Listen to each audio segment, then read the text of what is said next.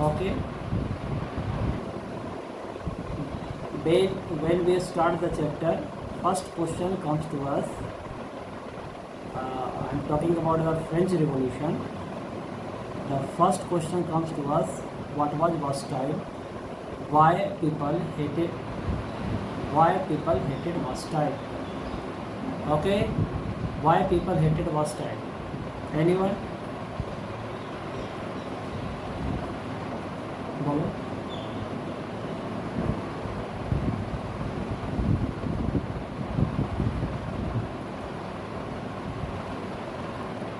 Okay, it was the symbol of despotic power of the king. So another question is there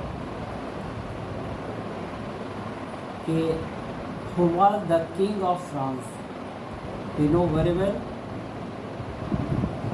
Yes, Louis XVI was the king of France. Okay, and Louis XVI belonged to Bourbon dynasty. Okay, Louis XVI belonged to Bourbon dynasty. ठीक है. Now one more question is there. The king of France is known as Louis.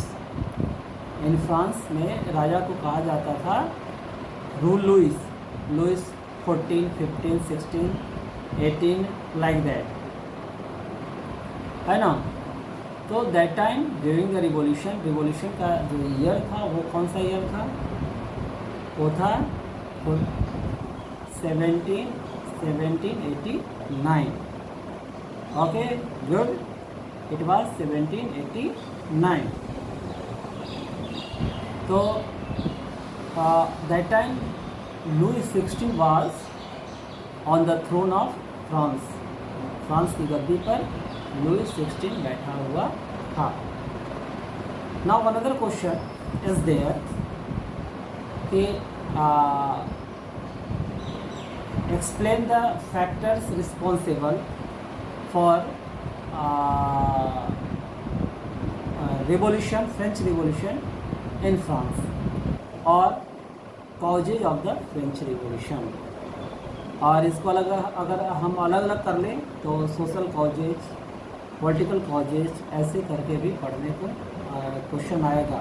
Explain the social causes of French revolution, explain the economic causes or how far economic condition of the France was responsible for revolution, how the social condition of the France was responsible for revolution, like that. So when we talk about the social region of the French Revolution, okay, we can see that time the society of France was divided into 3 categories that was known as state. France 3 category में divide था, that was known as state. First state, second state and third state. Okay, then another question is there, who were there in the first and second state? They were the top people of the society, clergy and nobilities were there in first and second state, while the common people of France like workers, peasants, laborers, cultivators, they were there in third state. जो common people थे वो third state में थे. और यहाँ पे हम देख सकते हैं कि there was what much difference between the life of the first and second and third state.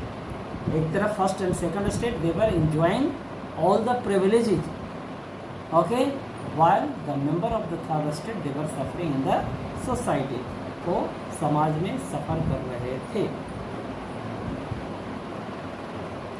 Okay, Ayush Ranjan, very good. he has written the social causes of the French Revolution in my chat box. Okay. Now, differences.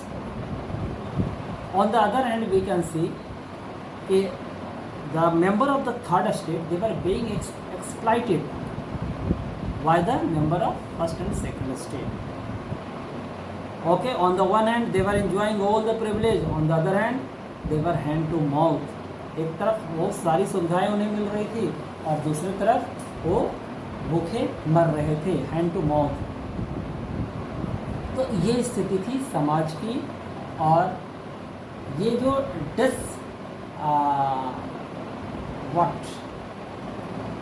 Differences थे, है ना, यही differences जो थे लोगों में विद्रोह का कारण बन रहा था. ठीक है, लोगों को लग रहा था कि भाई हम लोग काम कर रहे हैं, हम लोग मेहनत कर रहे हैं और बेनिफिट जो है सिर्फ फ्यू पीपल्स को मिल रहे हैं. तो सोशल कॉज यहाँ पे होगा. जब भी सोशल कॉज पूछे जाए, we can write the society of France was divided into 3 state. It was first and second state and third state. What clergy and nobilities were there in the first and second state, while the common people were there in the third state. The condition of first and second state was very good, while the condition of third state was very miserable. तो ये हम वहाँ पे लिख सकते हैं. Okay. And inequality was there in the society. It's fact कि समाज में असमानताएँ थी और यही डिससेटिस्फैक्शन के कारण थे. Okay. Now economic cause of the French revolution. तो इकोनॉमिक कॉज में किसी को याद है? Now economic condition, important point, only third state used to pay taxes. First and second were free from all the taxes. Next point, unequal distribution of land and property. Okay, land and property जो थे वो first and second state के लोगों के हाथों में ज़्यादा थे और थर्ड स्टेट के पास कम थे. Unequal distribution of land and property. Long term war, ये जो लंबा संघर्ष चल रहा था, लड़ाई चल रही थी, तो वो वार में भी आर्मी मेंटेनेंस पे फ्रांस की स्थिति बहुत ख़राब हो गई थी. इकोनॉमिक कंडीशन बहुत ख़राब हो चुका था. नेक्स्ट पॉइंट इज देयर कि when Louis XVI ascended to the throne, he got the treasury was empty. जब लुई 16 गद्दी पर आया तो ट्रेजरी, राजकोष जो था बिल्कुल खाली था. तो वो दूसरे देशों से लोन लिया, वो भी on the charge of 10% interest. ठीक है, तो ये 10% इंटरेस्ट पे जो लोन लिया वो भी बेटरमेंट में खर्च हुए. किसके बेटरमेंट में खर्च हुए?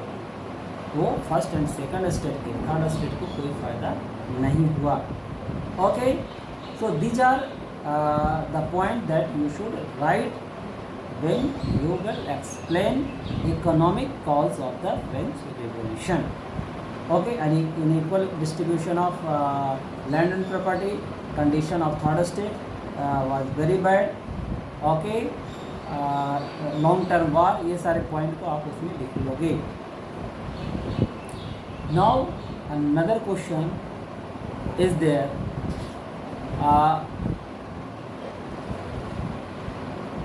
राइज ऑफ मिडिल क्लास और role of thinker, philosopher and writer. This is the another important question. Rise of middle class, role of thinker, philosopher and writer. Middle class की क्या भूमिका थी और जो थिंकर, फिलोसफर, राइटर थी उनकी क्या भूमिका थी, ये अनदर क्वेश्चन है. तो थर्ड स्टेट में जो डेवलप्ड लोग थे, मेंटली डेवलपमेंट हो चुका था, इकोनॉमिकली डेवलप कर चुके थे, वैसे लोगों को मिडिल क्लास में रखा गया.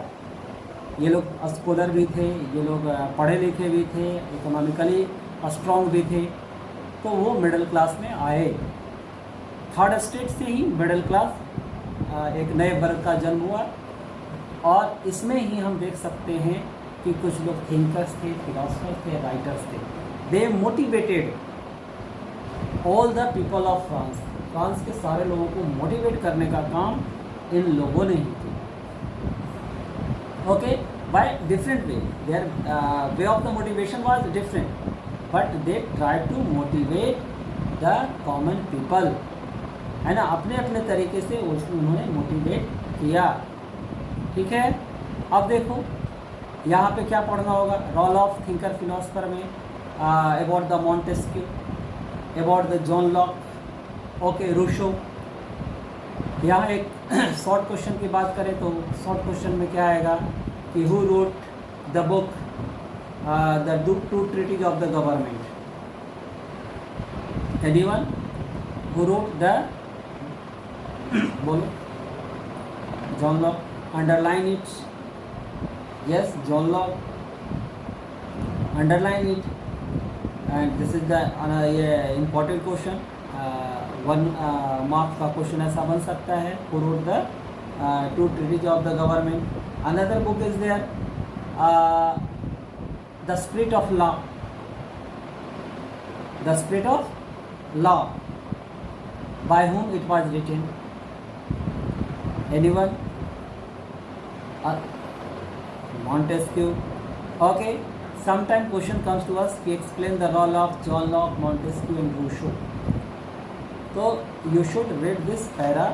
ये पैरा में आपको दे रखा है, पेज नंबर मैंने बतलाया था, पेज नंबर 6 देख लोगे, वहाँ पे सारे इंपॉर्टेंट पॉइंट्स हैं। Right, read it and underline and remember it. Okay, Rousseau, Montesquieu, John Locke and rise of the middle class. Okay, ये सारे पॉइंट मैंने ऑफलाइन क्लास में एक्सप्लेन किया है। Now another point, outbreak of the revolution. Recall what I taught under this topic.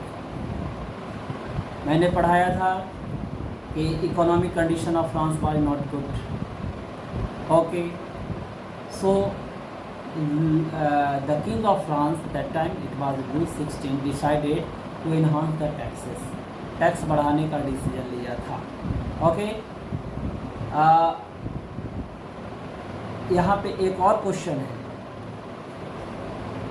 कि what was state general, what was national assembly, explain the importance of और significance of the tennis court, है ना। ये सारे question इसी topic से जुड़े हुए हैं। Okay, what was third state, तो सारे क्वेश्चन बस इसी टॉपिक से हैं। फिर से आपको मैं बोल दूं कि आउटब्रेक ऑफ द रिवॉल्यूशन एक बार देखोगे, यहाँ पे मैंने पढ़ाया है। फिर से मैं बतला दे रहा हूँ कि डिसीजन लिए गए थे 1789 में कि एक स्टेट जनरल की मीटिंग होगी। Okay, it was the political bodies, what was state general. Okay, recall state general to pass proposal for new taxes. Here representatives were sent to make major decision। Tax से जुड़ा हुआ कोई भी decision लेना होता था तो यहाँ पे रिप्रेजेंटेटिव भेजे जाते थे। तो इस बार कितने रिप्रेजेंटेटिव भेजे गए थे याद करो, 300 from the first state, 300 from the second state and 600 from the third state with 40,000 letters, है ना, उनके हाथों में। चूँकि सारे लोग वहाँ नहीं जा सकते थे, मैंने बताया था वो कि फर्स्ट रो में फर्स्ट एंड सेकंड स्टेट बैठे थे, सेकंड रो में थर्ड स्टेट थे, और फिर फर्स्ट रो में फर्स्ट, सेकंड और लास्ट में थर्ड थे। किसी तरह से वो थे वहाँ। बाकी लोग वहाँ जा नहीं सकते थे, इसलिए उन्होंने लेटर में लिखा था कि भाई टैक्स नहीं बढ़ना चाहिए। ठीक है, 42,000 letters which the representatives had brought with them, उनके साथ आया था। लेकिन डिसीजन लेने का क्या सिस्टम था, मैंने पढ़ाया था। Anyone, people demanded that time कि decision should be taken yes yes yes according to the majority of the state, sorry majority of the people, not majority of the state. ठीक है, मेजोरिटी ऑफ द स्टेट नहीं चलेगा, majority of the people होना चाहिए। And majority of the people में कौन थे वहाँ, थर्ड स्टेट के लोग थे। Recall, third state, people of third state had to pay taxes only in France. First and second they were free from the taxes, उन लोगों को कोई टैक्स देना नहीं होता था।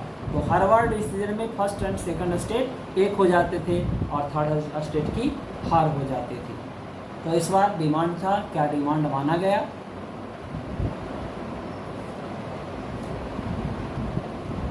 दे left the meeting of the state general and और you can say boycotted, yes yes boycotted, boycotted the meeting of state general, and instead of state general one another meeting one another assembly was formed that was known as National Assembly.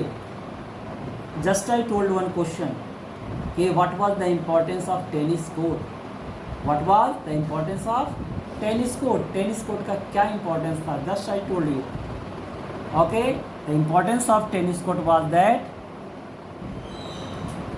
कि people gathered there, वहाँ पे जाकर लोग इकट्ठे हुए। दे टुक oath, उन लोगों ने कसम खाई। किस लिए कसम खाने का उद्देश्य क्या था कि जब